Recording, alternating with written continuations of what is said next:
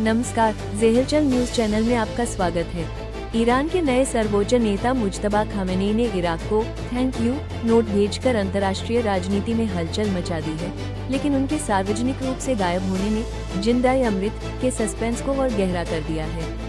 लिखित संदेश के जरिए इराक के समर्थन की सराहना करते हुए उन्होंने अमेरिका इजराइल के खिलाफ जंग जारी रखने का संकल्प दोहराया है, जिसे विशेषज्ञ तेहरान का माइंड गेम मान रहे हैं। राष्ट्रपति ट्रंप के गंभीर रूप से घायल होने के दावों के बीच बिना वीडियो या ऑडियो के जारी यह संदेश ईरान के भीतर जारी संभावित नेतृत्व संकट की ओर इशारा कर रहा है। खाड़ी क्षेत्र में ये चिट्ठी वाली कूटनीति अब चर्चा का विषय बनी हुई है, क्योंकि दुनिया मुज्तबा की पहली सार्वजनिक झलक का इंतजार कर रही है। राष्ट्रपति ट्रंप ने ईरान के खार्ग द्वीप पर कब्जे का संकेत देकर युद्ध को आर्थिक विनाश की दिशा में मोड़ दिया है, जिससे तेहरान के 90% तेल व्यापार पर सीधा खतरा मंडरा रहा है।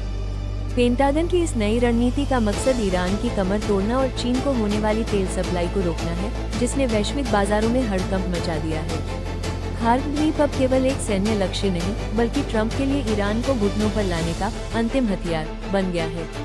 इस रणनीतिक घेराबंदी ने पूरी दुनिया को एक बड़ी ऊर्जा संकट की दहलीज पर खड़ा कर दिया है, जहां तेल की कीमतें आसमान छूने को तैयार हैं। राष्ट्रपति ट्रंप ने ईरान में पूर्ण तख्तापलट का दावा करते हुए दुनिया को चौंका दिया है, जहां उनके अनुसार पुराना कट्टरपंथी नेतृत्व अब इतिहास बन चुका है। ट्रंप का कहना है कि वे अब ईरान के एक नए और समझदार गुट के साथ सीधे संवाद कर रहे हैं, जिसने अमेरिका की अधिकांश शर्तें मान ली हैं।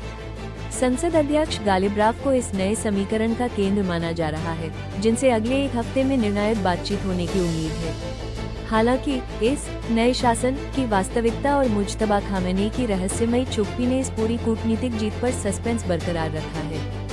ईरान के मशहद एयरपोर्ट पर अमेरिकी बमबारी ने भारत आने वाले महान एयर के विमान को अपना निशाना बनाया है, जिससे दोनों देशों के बीच चल रहा मानवीय सहायता मिशन खतरे में पड़ गया है। दवाओं और मेडिकल सप्लाई के लिए दिल्ली आ रहे इस नागरिक विमान पर हमले को ईरान ने युद्ध अपराध करार देते हुए अंतर्राष्ट्रीय समुदाय से दखल की मांग की है।